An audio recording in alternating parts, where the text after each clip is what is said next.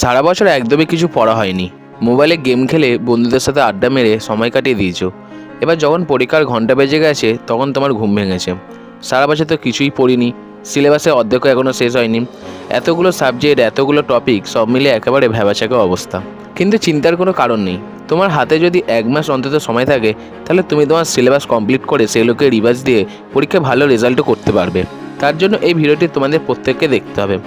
আর চ্যানেলের রিচ খুব কম, তোমাদের রিকোয়েস্ট করছি চ্যানেলটি তোমাদের বন্ধুদের মধ্যে শেয়ার করো এবং ভিডিওটি পুরোটি দেখে লাইক দিয়ে যাও। পরবর্তীকালে তোমাদের জন্য আরও হেল্পফুল ভিডিও এই চ্যানেলে আসবে। চলো মেন টপিকে ফেরা যাক। ধরো পরীক্ষার আগে তোমার হাতে 30 দিন সময় আছে এবং তোমার সাবজেক্টের সংখ্যা কম করে 7টি ধরলাম এবং প্রত্যেকটি সাবজেক্টের টপিকের সংখ্যা অ্যাপ্রক্স 10খানা ধরলাম, তাহলে 70খানা টপিক তোমার 1 মাসে কমপ্লিট করতেই হবে। আমি এটা একটা উদাহরণ হিসেবে দেখাচ্ছি, তোমরা তোমাদের সাবজেক্ট টপিক এইভাবে নিজেদের মতো একটা প্ল্যান করে নিয়ে পড়াশোনা শুরু করে দাও।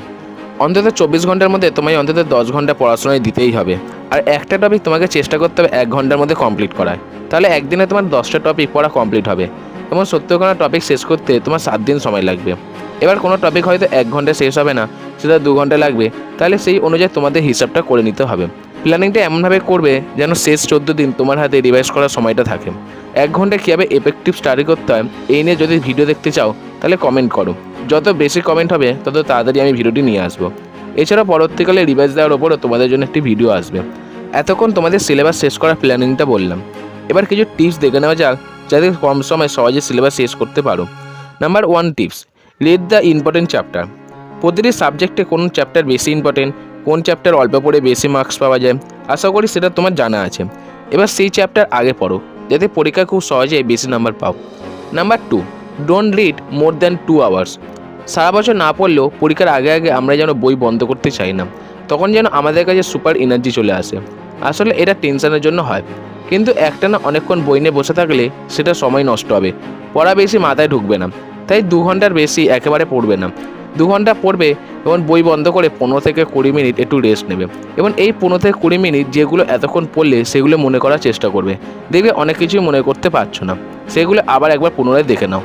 Number 3, point in the copy. যে জিনিসটা পড়ছো সেটা ছোট ছোট পয়েন্ট করে খাতায় লিখে ফেলো না দেখে, এতে তোমার মধ্যে কনফিডেন্সও আসবে এবং পরীক্ষার আগের দিন এই পয়েন্টগুলো তুমি চটজলদি দেখেও নিতে পারবে, এতে তোমার কুইক রিভিশনটাও হয়ে যাবে। Number 4, gate proper slip to English memory power. Syllabus শেষ হয়নি বলে টেনশনে না ঘুমিয়ে সারাদিন বই নিয়ে বসে থাকলে কোনো লাভ হবে না। 24 ঘন্টার মধ্যে 10 ঘন্টা বাদ দিয়ে 6 থেকে 7 ঘন্টা ঘুমাও, এতে তোমার মেমোরি পাওয়ার বাড়বে এবং তুমি যা পড়বে সেটা সহজে মনে থাকবে। Number 5, avoid mobile. এই 30 দিন ভুল করো মোবাইলে বেশি সময় দিতে যাবে না, যতটা না দিলে নয় ততটাই। যত রকম অ্যাডিকশান এই 30টা দিন দূরে রাখো নিজের থেকে। শেষে একটা বোনাস টিপস তোমাদের দিন, solve previous year question paper. তুমি যদি সারা বছর কিছুই না পড়ে থাকো তাহলে প্রিভিয়াস ইয়ার কোশ্চেন পেপার তোমাকে আগে সলভ করতে হবে।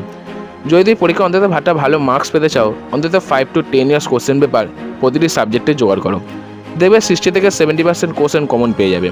কিন্তু শুধু এই পিওয়াইকিউ সলভ না করে আগে যে টিপসগুলো বললাম এবং যে স্টাডি প্ল্যানগুলো বললাম সেগুলো মেনটেন করো, দেখবে তোমাদের সবার রেজাল্ট ভালো হবে। আর বেশি দেরি না করে ভিডিওটা দেখার পর টিপসগুলো একটা খাতায় লিখে স্টাডি প্ল্যান বানিয়ে পড়া শুরু করে দাও। আর ভিডিওটি ভালো লাগলে অবশ্যই একটা লাইক দিয়ে যাও এবং বন্ধুদের মধ্যে ভিডিওটি শেয়ার করে দিও। আর কমেন্টে জানিও তোমার মূল্যবান মতামত। সবাই ভালো থেকো, সুস্থ থেকো আর মন দিয়ে পড়াশোনা করে যাও। Best of luck.